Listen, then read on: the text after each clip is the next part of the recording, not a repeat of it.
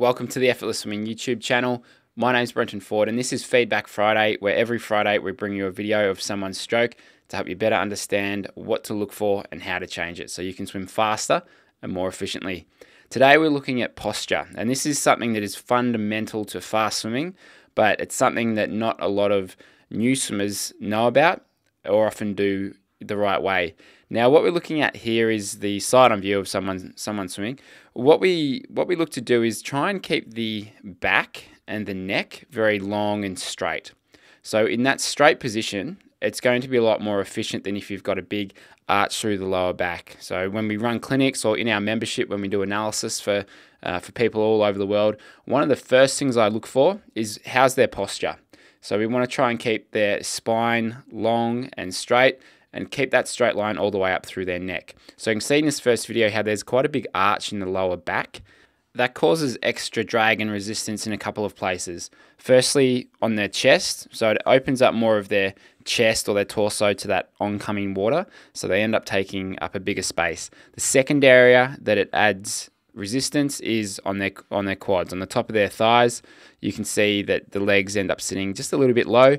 The other place is kind of at on someone's bum, or that the top of their hips there. You can see how there's a pool of water that sort of sits where that arch in the back is. And again, it's just extra effort, extra energy that you need to use in order to overcome that drag and resistance.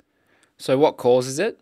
Well, in this case, head position is a big one. When someone's looking too far forward, it will generally put them in that posture where there's too much of an arch in their lower back. So for most people, we like them to look either straight down or slightly further forward, up to around 45 degrees. Each person's different and it depends on what you're training for, but anywhere within that range is fine. But generally, keep an extended neck. As soon as you let any creases come in that neck, or your chin is too far forward, then it's going to cause your posture to go away from that straight and extended position.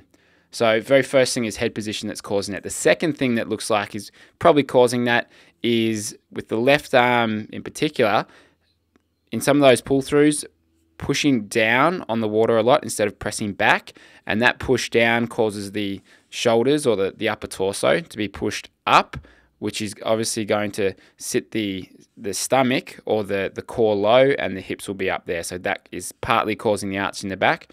And the second thing can often just be general tightness or lack of mobility, either through the hip flexors, the lower back, or the shoulders. All of those things come into play when it comes to posture. So there's a lot that can cause it. Our solution is there's a sort of a drill sequence that we go through that we have in the Effortless Swimming membership, which will take you through body position, balance and posture, and finding your balance and posture in the water through a drill progression.